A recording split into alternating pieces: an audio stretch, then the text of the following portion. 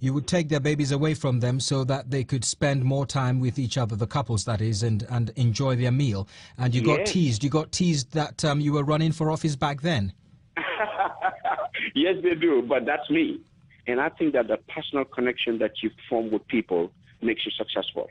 And I got kids who are like 1, 2 years old. When they come to a restaurant, they want to know where I am.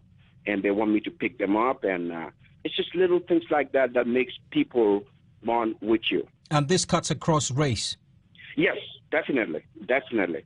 This community is 99.9% Caucasian.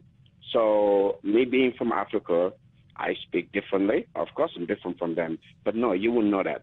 You would not know that here. So let's talk about your policies then. You mentioned in an interview that you want to work for the quality of life for the people. How do you set about doing that? You know, if you're very familiar with American politics, these municipalities govern themselves.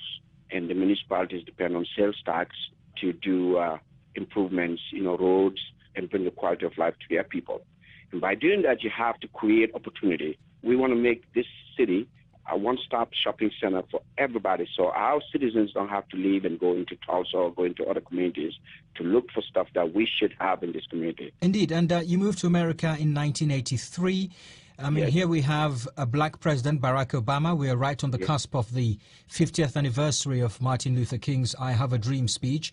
How Yes. has the country changed before your eyes over these last 30 or so A lot. years? I have never thought, since 1983, I have never thought that I'll ever see a black president in America here. Let alone did I ever think that I will ever see a black African-born male in America here. So we've come a long way. We still have a long way to go. Looking at a state like Oklahoma, that is a southern state, a Bible Belt state, Yes. how fundamentally has Oklahoma changed? Oklahoma is changing along with all the other states, and there's a little resistance, as you can tell, but eventually it will come and catch up with the other states. It's very liberal, and for us who live in Oklahoma here, these are one of the nicest people that you can meet. One quick word answer from you. Are you Democrat or Republican? I am a Democrat.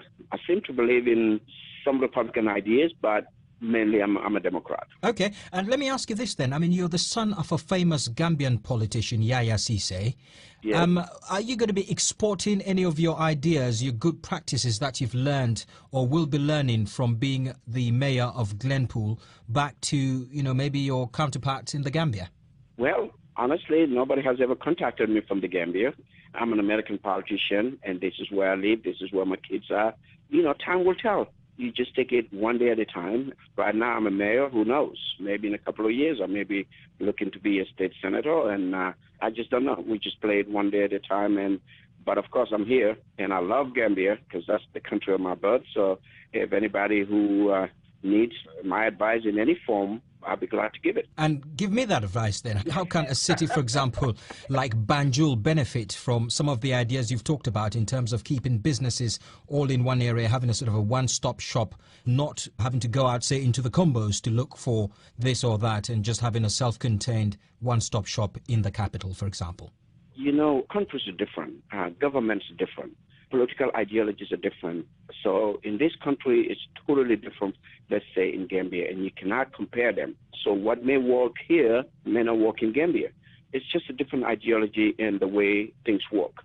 The political philosophies, the freedom of people, they're totally different, the way it is set up. I'm not very exposed to Gambia. I've been out of there since 1983, and all I do is just hear what people say or what people write on websites. And do you stay in touch? I do. I do stay in touch with my family, and I talk to my parents quite often. They must be very proud of you. Well, yes, they are. Yes, they're very proud of me, and definitely, who I am today is because of my parents. That was Mamadou Cisse, who's mayor of Glenpool, Oklahoma, speaking to Esau Williams. And our top story here on Focus on Africa this evening: two men in